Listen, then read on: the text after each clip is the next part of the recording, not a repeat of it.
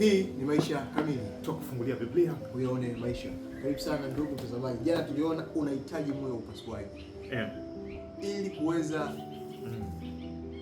kutoa kiburi, kupata moyo mpya, lazima upasuaji. Sasa leo tunaangalia nia ya Kristo. Basi kabla ya kwanza tuweze kupata ombi. Amen. Asante Yehova kwa kuwa unazidi kutufungulia ili tuweze kupata wewe. Hatuna budi kunyenyekea, lakini kunyenyekea huko tutakuja kama tutabaki na mioyo ile ya zamani. Lazima tuweze kuruhusu mioyo yetu yajiwe itoke, ili mioyo ya nyama iweze kuwekwa, na hii itamaanisha Roho Mtakatifu atakuwa akiongea nasi kupitia ataongea na sisi katika mioyo yetu, atatuelekeza namna ya unyenyekevu iliyokuwa kutoka. Sasa katika kupata kufunga nia yako, tuongoze katika jina la Yesu tunaomba na kuamini. Amina. Jana tulizungumza habari ya moyo. Moyo. Ndani ya moyo huko kuna kitu kinaitwa nia. Afu yanakuja mawazo, hata hisia. Lakini nia inatangulia. Mawazo na hisia. Mtu anatambulika kwa nywele zake. Sema kila mmoja ana zake. Lakini ni kwa akili zake au nia yake. Mawazo yanabadilika. Hisia zinaweza zikabadilika, lakini nia yake, anasema huyu mtoto ana akili hii, ana nia, ni vitu ambavyo ni consistent. Nia ya Kristo, akili ya Kristo. Hivi ana akili gani? Wafilipi 2 mstari wa 5 mpaka 8. Kitu gani ambacho kinamtambulisha yeye ni nani? Nia ya Kristo 2:5 mpaka 8. Iweni na nia hiyo hiyo ndani yenu ambayo ilikuwamo pia ndani ya Kristo Yesu, ambaye yeye mwanzo alikuwa yuna namna ya Mungu, naye hakuona kule kuwa sawa na Mungu kuwa ni kitu cha kushikamana nacho, bali alijifanya kuwa hana utukufu, akatoa namna ya utumwa, akawa ana mfano wa wanadamu. Tena alipoonekana na umbo kama mwanadamu, alinyenyekeza akawa mtii hata mauti, naam, mauti ya msalaba. Ana akili gani? Ni akili kweli? Akili yake, nia yake ikoje? Maana tukizungumza akili tunamaanisha mtazamo, mwelekeo, nia. Hayo ikoje ya Kristo? Ana akili gani? Ana nywele gani? Unamdefine vipi? Unamuelezaje Kristo? Unamweleza Kristo kwa neno moja. Ana akili gani? Maana unaweza kumwangalia ukamwangalia mtu ukasema huyu pumbavu au huyu. Yaani akili unaweza ukaitamka kwamba ikoje? Huyu ana akili gani? Ya unyenyekevu. Mimi nidhani usingelipata hilo neno. Nikasema wewe sijuzi tulikuwa wadau. Ana akili ya unyenyekevu. Unyenyekevu aina gani? Unyenyekevu wa kujishusha, wa kuruhusu moyo wake, nia yake kuwa ya kujishusha kwa ajili ya kutumikia wengine. Kwa kawaida akili ndio inaongoza hisia, ndio inaongoza mawazo, ndio inaongoza mwili. Akili, nia ni kama usukani.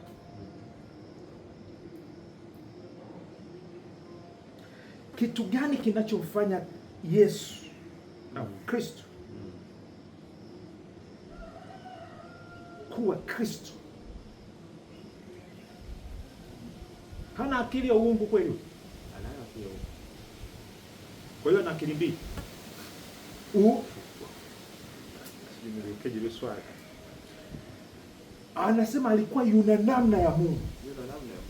Na akaona kule kuwa sawa na Mungu sio kitu cha kushikamana nacho, kwamba bado anaweza akawa na akili yake hata akiacha sawa kule kuwa sawa na Mungu, bado anabakia kuwa ni Mungu yeye. Kwa hiyo uungu sio kufoka kwenye mlima Sinai pale au nini, sio mawingu, sio nini. Uungu ni nini? ubinadamu ni nini? Hivi uungu na ubinadamu una akili za kufanana au tofauti? Ubinadamu katika Mungu, yani kama Mungu alivyokusudia. Una akili za kufanana. Elezea sasa. Ubinadamu na uungu, ubinadamu ambao una akili ile aliyokusudia Mungu. Tuanze na Mungu kwanza, akili ya Mungu. Akili ya Mungu. Akili ya Mungu siku zote ni kuwa pamoja na watu wake. Kuwa katika nia moja na watu wake. Yaani analolinia yeye ndio ile ile. Nakumbuka hata Yesu Kristo wakati analeta sala. Vunja na nia kivipi yani? Na nia kivipi? Pale mapenzi yako yatimie. Ndio vipi mapenzi yake hiyo? Yaani kwa lugha nyingine anachotaka kwamba muunganiko uwepo katika Mungu pamoja na mwanadamu. Yaani unaweza kukuta watu wanalala kitandani pamoja, wanaunganika kimwili, lakini akili zao haziko. Sasa wewe eleza, kuja kutoka mbinguni kuja na kukaa na sisi ndio alikuwa anatafuta, hiyo kukaa na sisi. Sio kukaa tu na sisi, kutuonyesha namna gani Baba alivyo. Ndio yukoje? Ana akili gani? Ana akili ya kujitoa, unyenyekevu. Hebu malizia. Ana akili ya kujitoa yeye. Anajitoa ili wewe kwa faida. Maana naweza nikautoa mwili wangu hata kuungua moto. Anaujitoa na kama sina hicho kitu bado mimi sina akili. Paulo anasema Korintho 13, nakumbuka, hata nikitoa mwili wangu, hata nikahubiri, hata nikafanya kama sina upendo. Ule upendo wa namna gani? Ni akili ya namna gani? Upendo wa kutaka watu waweze kuokolewa, kujishusha kwa ajili ya kuwaleta watu waliopotea waje kwake. Yaani kuonyesha uthamani wao wale watu, waweze kutambua, kunyenyekeza chini, waone namna gani ambavyo anawatazama yeye, kushiriki uzuri wake, uungu wake, uweza wake, nguvu za utukufu wake, kwamba yeye mwenyewe anaona bora aachie, ashuke, aje kushirikiana na, maana swala sio tu kwamba aje akae na sisi. Anasema nasi tukauona utukufu wake. Alikuja kufunua Baba. Nasi tukauona utukufu wake. Baba kama nani? Baba kama mtoa uzima, sawa. Neema na kweli. Sawa. Umekaaje hiyo? Kwa hiyo uungu ni utoaji, ni unyenyekevu wa utoaji. Haya.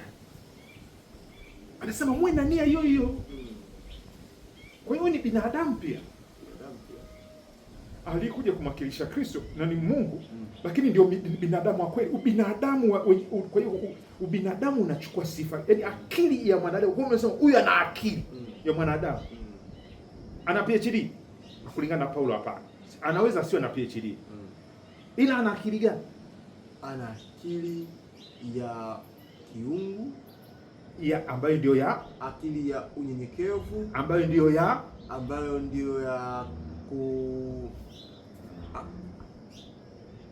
akili ya upendo, unaosukumwa na upendo, ambayo inaita upendo wa namna gani? Maana mimi kama napenda nafsi yangu kuliko yako, upendo wa kweli ambao umejawa neema na kweli. Neema yenyewe inafanyaje? Inawaita watu katika wokovu. Inashiriki hayo mema. Sawa. Uzuri wa Mungu, upendo wa Mungu, utukufu wa Mungu. Maana ubinadamu ni kubeba utukufu wa Mungu. Kwa lugha nyingine ni kuwa na akili ya Mungu. Sawa. Ni kufanya kama Mungu anavyofanya. Kama Mungu alivyotufanyia na sisi tumfanyie. Kwa hiyo mtoto anatakiwa kuchukua akili ya baba. Na baba anatafuta kuambukiza akili yake kwa, hataki kuwa tu yeye super, na anataka kushiriki hiyo akili na mtoto wake. Nia. Akili.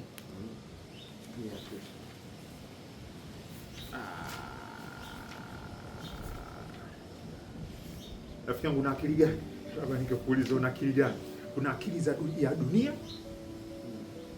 Ni nafsi kwanza, vyangu ni vyangu, mori, wewe ni tamani tu, nisifie tu, na wewe kafanye kazi, utajiju na kadhalika. Lakini kuna akili ya Kristo, anasema mimi na vyote, lakini siwezi kuvifurahia vyote wakati wengine hawana. Anaona ashiriki, furaha yake ndio inatimilika. Una akili gani? Haijalishi unachagua akili gani. na unachagua kuendelea na akili gani kama umechagua akili nzuri? Hilo ndio swali ambalo linatuacha tunapomaliza somo hili. Tuombe. Baba yetu wa mbinguni, kila mmoja anapojibu swali hili, patia Roho wako Mtakatifu akajibu kwa usahihi, lakini neema yako yatosha. Tupe akili ya Kristo. Ile akili ya dunia hapana. Ipandishe kwenye vichwa vyetu, mioyo yetu, akili ya Kristo. Tunaitaka kwetu na kwa msikilizaji wetu na kwa viongozi wetu na kwa kanisa lako sasa na hata milele, kwa jina la Yesu, amen. Amen. Asante sana ndugu mtazamaji na mfuatiliaji kipindi chetu hiki. Tunaendelea na Kristo. Kesho siku ya Alhamisi tutaenda kuangalia siri ya utaua. Karibu sana. Mimi Aaron Rubinza, Enos Makalindile.